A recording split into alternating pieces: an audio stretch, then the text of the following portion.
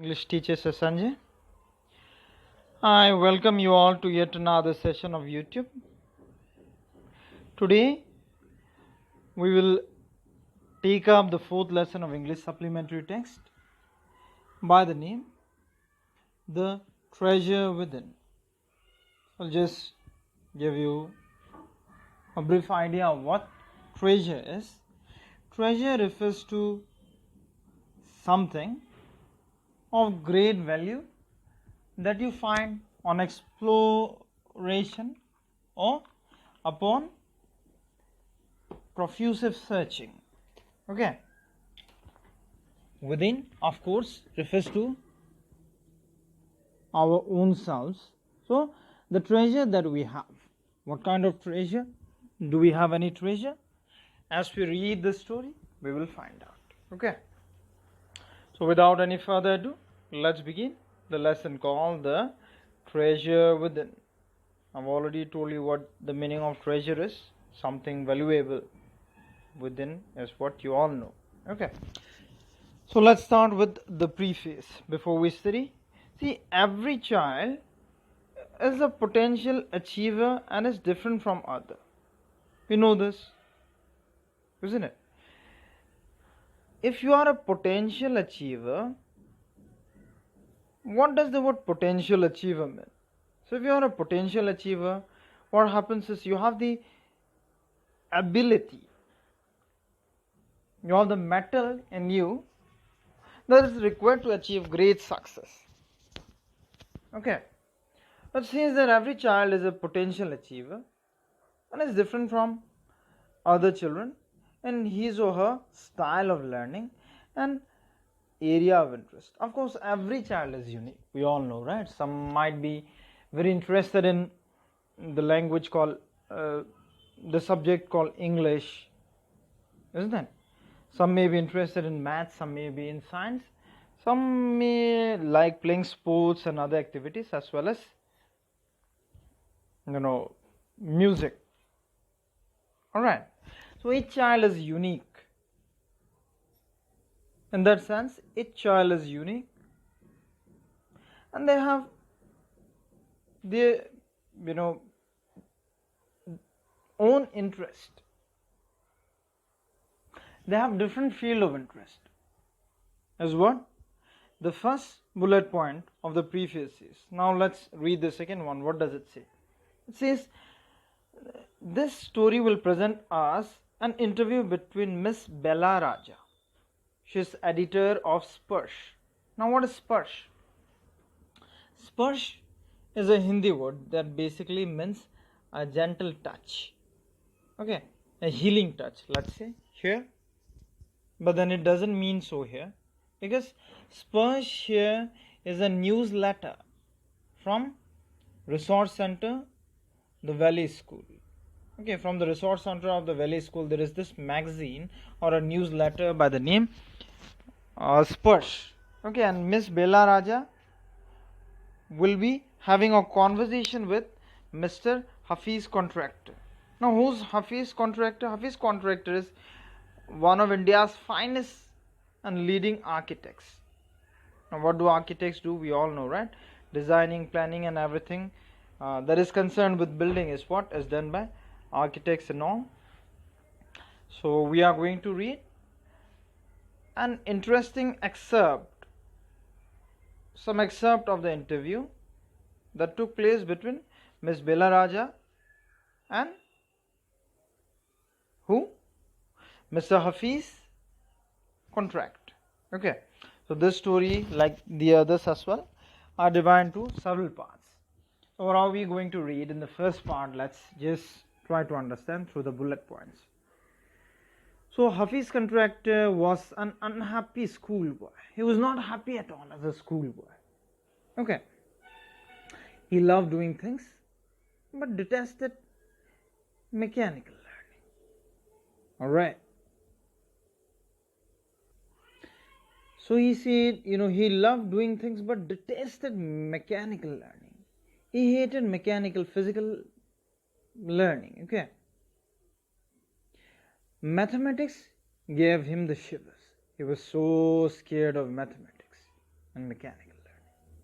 What his principal once said to him influences him deeply. So one day his principal might have given him a pearl of wisdom, and if it have had deep influence upon him, what kind of influence? Let's read and find out. Okay, so HC will refer to whom and BR will refer to whom? HC of course is Hafiz contractor and BR is Bella Raja. For the sake of brevity or shortness, they have written it this way. Okay, so let's read this interview and find out. HC asks a question. He says, I used to have this terrible nightmare. Only now, over the last 4 or 5 years, it seemed to have disappeared. Okay, nightmare is a bad dream you happen to see when you are asleep at night. Okay, so Bella Raja asks, what nightmare are you talking about and why do you think it has disappeared now? Okay, HC says, I used to get continuous nightmares about appearing for a maths examination where I did not know anything. Now the psyche must have gotten over it. I don't have to think about education and there is absolutely no time to get nightmares. Okay, so Hafiz shares the reason why he used to have nightmares and he links it to maths examination. It used to be a tough task for him to appear maths examination because he did not know anything at all. Okay, so he has moved on, he's saying, and then he links a word psyche to be the reason behind this. So what is psyche? Your mind or mentality. Now Hafiz is absolutely busy. He has no time to think over these things. So he associates his busyness to a prime reason behind his psyche, resulting him not to have the nightmares he used to have regularly. Alright, so let's move on. BR. So Bella Raja asks, tell us something about your earliest memories in school. School memories are really wonderful. So Hafiz shares, in the first and second year, I was a good student. After I reached the third standard, I simply lost interest and I never studied. So this is what Hafiz is sharing. Okay, up to second standard he was alright, but then as soon as he reached the third standard, things started changing. How did things start changing? He started losing interest in studies. He started losing interest in what? Studies. Okay, and he was not studying at all. Okay, what had happened? Let's find out. I used to be interested in games, running around, playing jokes and pranks on others. I would copy in class during exam times. I would try to get hold of the examination paper that had been prepared and study it, as I could not remember things that had been taught to me in the class. Okay, so this was Hafiz's problem. He could not remember the things that were taught to him in the class by his teachers. And then he resorted to taking unfair means in some occasion, like he says. Okay, he would try to get hold, means he would try to procure or obtain examination paper, question paper, in order to get prepared, because he was never well prepared to face examination, is what he expresses. Okay, however, later one sentence spoken to me by my principal changed my life. So this is going to be one very crucial sentence, class. Let's try to understand what is this, because this one sentence Hafiz contractor says had changed his life entirely. This is called the power of words. Let's find and read. Okay. When I approached my 11th standard, the principal called me and said, "Look here, son, I've been seeing you from day one. You are a good student, but you never studied. I've taken care of you till today. Now I can no longer take care of you. Do it, so you do it yourself. Okay. This principal calls him and says, you are a good student. Up till 11th standard, I've taken great care of yours. Now the time has come for you to be on your own and help your own self. Okay.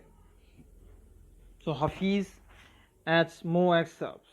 What does he say? He says, he talked to me for 5 minutes. You don't have your father. Your mother has worked so hard to bring you up and paid all your fees all these years. But you have only played games. Now you should rise to the occasion and study. Okay.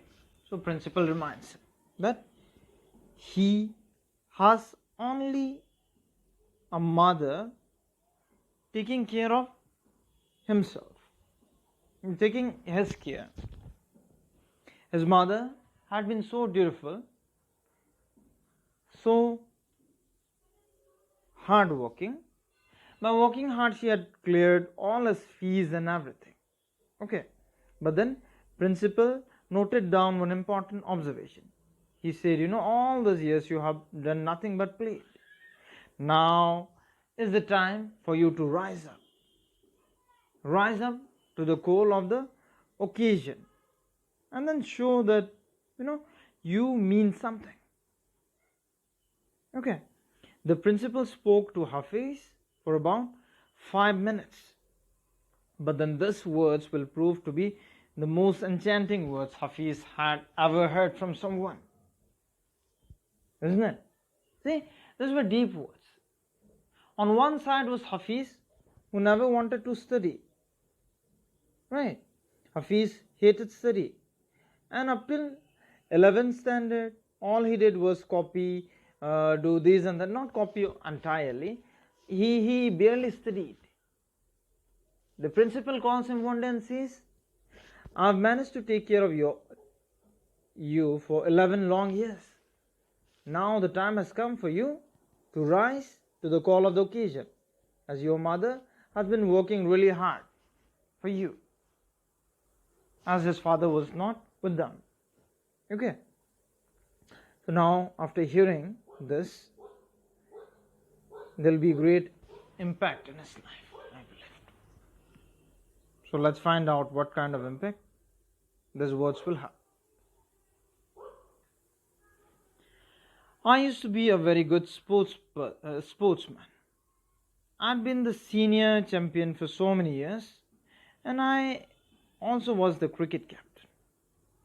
I used to play every game, but that year I did not step out onto the field. See, Hafiz was brilliant in extracurricular activity. Okay, he was a brilliant, fine sportsman. He had been champion for a number of years and also captained the cricket team. Okay, he never used to miss a game, but that year, after hearing those words from principal, he did not step out onto the field. He simply stopped, coming out to the field. Those words of principal were taken seriously. That's what he had shown. Okay. I would go for prayers, and all I would do was eat and study. Okay. So when he would go for prayers, what he would do is eat and study. I normally used to copy and pass, but I realized that once I was in SSC, I could not do that. Senior secondary class, look at 12th. Up till 11th, he somehow managed to get through. Let's say using unfair means. But now, after hearing words of principle and all those important words, it realized that it was not going to work that way. And the onus was onto him to do things differently. Okay. When I got a second class 50%. In my SSC, my principal said. So his mark were not very impressive. In SSC, he just scored 50% mark. Okay. So his principal had some wise words for him.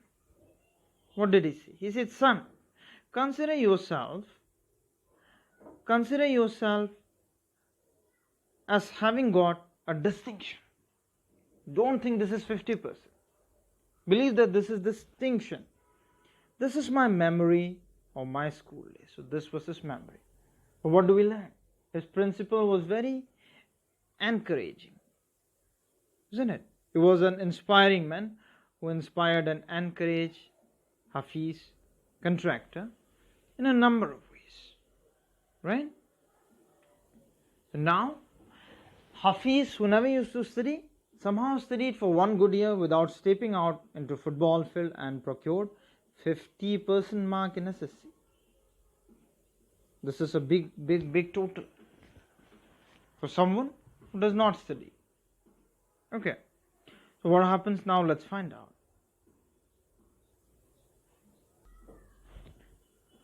I did lots of other things. See, as far as my things are concerned, I can remember. I forget things very easily. To remember, I have to see things as photograph. I read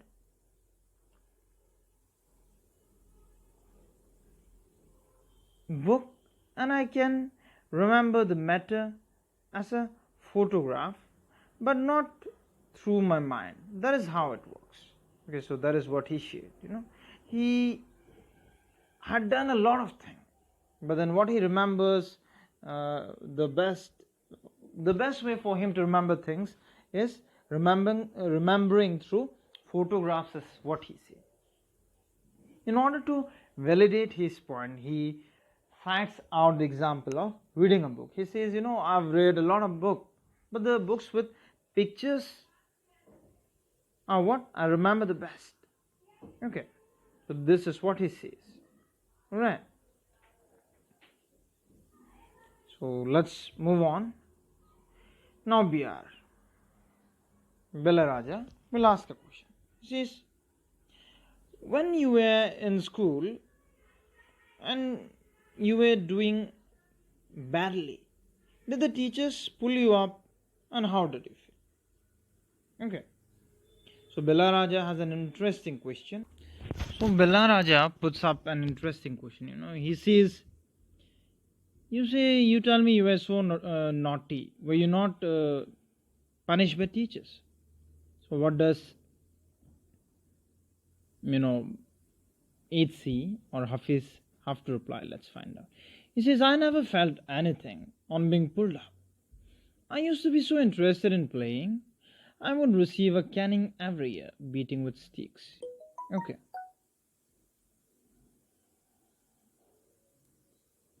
Beating with sticks. Okay. Caning. So now Bella has another question. He says, when you knew that you had incurred the wrath of your teacher. Incurred means to obtain or get something. Wrath here refers to extreme anger. Okay. Is when you knew you had incurred the wrath of your teacher by not doing your homework or by behaving badly, when you knew you would get a caning, what was the state of your mind? So see, how would you feel when you knew, I have not done homework today and I'm going to get canned, I'm going to get punished, I'm going to get strict? As what Bella asks Hafiz. So what would Hafiz say? He says, state of mind, just lift up the hand and they would can you. It would hurt badly and then I would have to forget about it because I would want to go and play. Okay? He said, what state of mind are you talking about? Or not do homework and caning was mandatory. So I'll simply lift up my hand and then I'll be punished. And I'll try to forget because I had to play. That's what Hafiz said. Okay, so Hafiz, if he was interested in anything, it was games and games. Okay. So now BR continues with his question. You never felt insecure or threatened? And he says that you never felt insecure in front of others like they are better, or you never felt threatened. Did you ever have had such feeling? So HC says, I was just interested in playing and nothing else. I was not interested in funny pranks, pranks to surprise someone with funny tricks or something. So he was interested in pranks and games. Okay. So one day I did not want to study. So I created a distraction. For 1 whole hour we played chore police. Okay. So he had a plan not to study. He never did not want to study. So he shifted it onto another game called chore police. Okay, it's a very interesting game. Most children used to play in their early schooling days and all, where one would be a thief, the other one would be police. So he went on to play this for an hour, just imagine. Okay. Every Saturday, we were allowed to go into town to see a movie. So what I would do was to have no lunch and collect money from 40 to 50 students and run to buy tickets. On my way back, I would eat to my heart's content. See what happened? Every Saturday they were allowed to go into the town to watch a movie, isn't it? So what would Hafiz do is, he would not have lunch. And without having lunch, what he would do is, he would collect money from 40 to 50 students with the pretext of buying ticket. Not pretext, he would buy a ticket. Okay. And on his way back, he would eat to its heart content. Means unless and until he was satisfied, he would eat. He was having the best day of his life, you can say. So moving on. I used to be the leader of a gang. We would have gang fights and plan strategies. These things used to interest me more than any academics. Hafiz says, he used to be part of a gang, and this gang things and all, it used to interest him. Okay.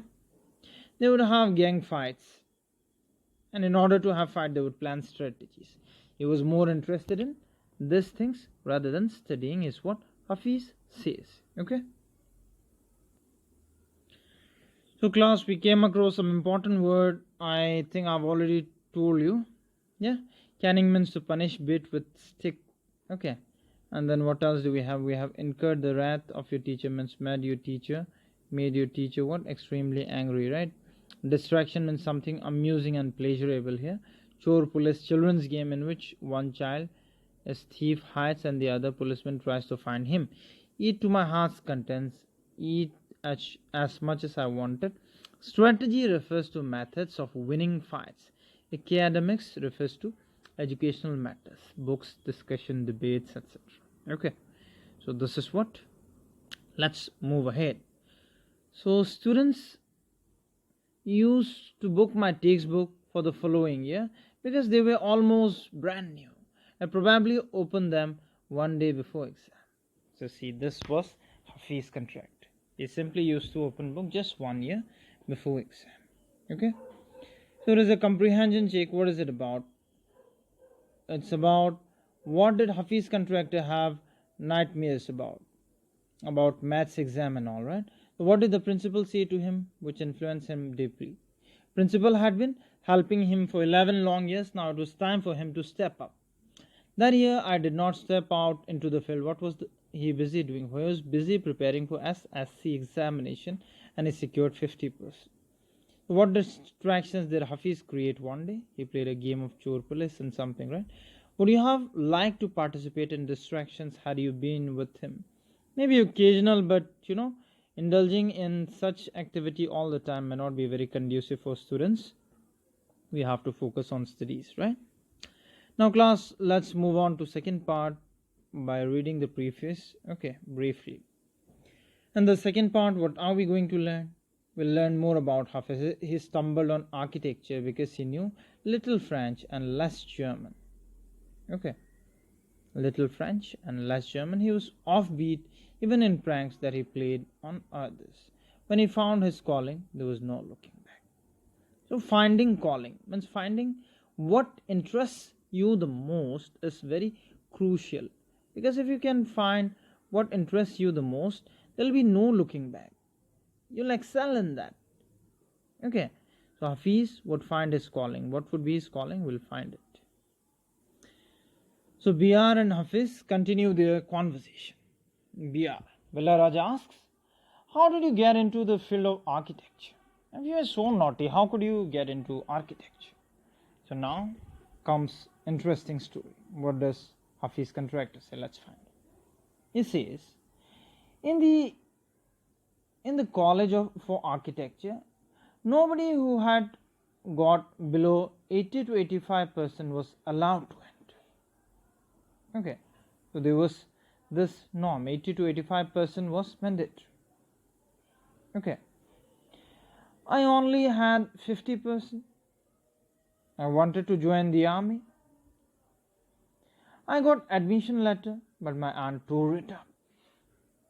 Then I decided that I wanted to join police force. Okay, he wanted to join the army, because to get architecture, it was way ahead of his league. He had scored merely 50% and it required 80 to 85%. So he decided to join army, but then his aunt tore it up. Then he thought maybe police force. Okay, let's continue reading. My mother said, don't join the police force, just do your graduation. So I went to Jai Hind College in Bombay. Okay, he didn't join the police, went to Jai Hind College in Bombay. There I was to either take French or German. Okay, he was opted with two choices, either to take French or German. Though I had studied French for 7 years, I did not know 7 words of French. So he was bad in French as well. He had studied for 7 long years without much success. So the choice by default would be German. Okay, he says, so I took German. Then my German teacher died. Okay, something bad had happened. The college told me that I could not change the college or take French. He had no choice. Neither could he change subject, no college.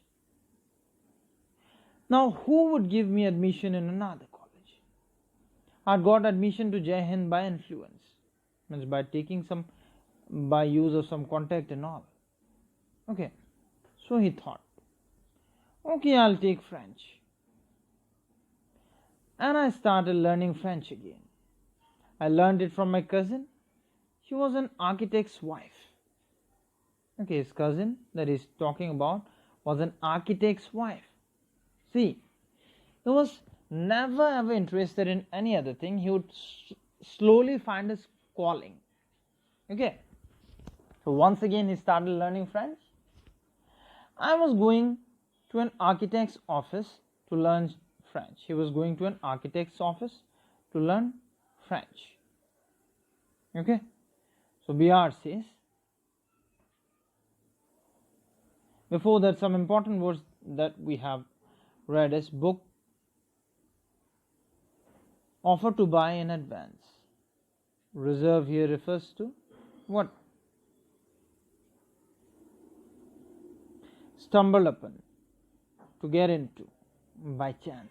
Offbeat means unusual or unconventional. Calling means work for vocation. Okay, so that is what we've all seen these things, right? So now BR asks, was it then that you decided you wanted to do architecture? He says, actually, it all happened quite by chance. It happened by chance, he said. In the architect's office, I saw somebody drawing a window detail. A window detail is a very advanced drawing, he says. I told him that his drawing was wrong. that the window he had drawn would not open. Okay, so somebody was drawing a detailed window, and then 8C, Hafiz says, "Hey, what are you doing? Your picture has an error. This way window will never open." He then had a bet with me, and later he found that indeed his drawing was wrong. So they had a wager, they had a bet. Whosoever would prove wrong will have to pay the other something. Okay. So his cousin's husband was observing all this, and he was surprised. He asked me to draw a few specific things, which I immediately did. Okay? Hafiz was asked to draw a few things. He did them immediately, all in a flash. He asked me to design a house, and I designed a house. So a house was asked to design, he designed it. After that, he told me to drop everything and join architecture. Clear? So his, cousin sister's husband suggested him to stop everything and join architecture because he thought he would have a bright future there. Okay. We went to the principal of the college. The principal warned me, "I will allow you to take part in the entrance exam, but if you do not do well, I will not allow you to join." Okay. The principal had a forewarning for him. You see it? Yeah, you may try. But then, you'll have to appear an entrance test. Only if you clear, then we will think about it. Okay. So A is the exam. Okay.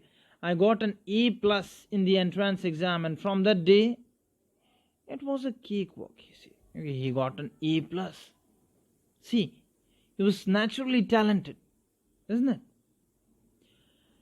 I had never made a plan, but I knew how something looked like from the top. Okay, he never made a plan, but always had this vision of how something would look like from top. I had never known what a section was, but I knew if you cut a plan, what it would look like. Okay, so he had imagined things, how things would look like. He never knew what section was, but then he was well aware, what things would look like if he cut a plan. Okay, so he says he stood first class throughout. After that, there was no looking back. He says, I believe that all this understanding came from what I used to play and do during school. Okay. So he has an interesting observation here. He says all this that he was seeing was due to his, spending time on games and sports during his school days. I had a friend called Behram Divecha. We used to have competition for designing forts, guns and ammunition. Each of us would design something in an effort to be different. So see, it all goes back to school.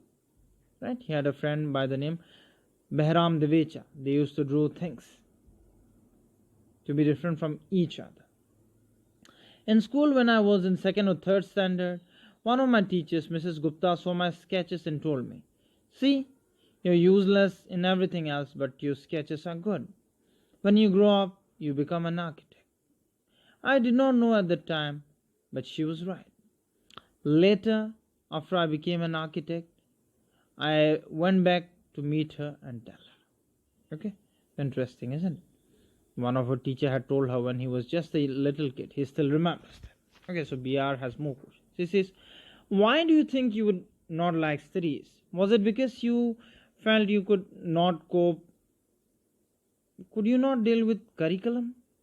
Curriculum refers to entire syllabus. Okay. He says, I was very bad at languages.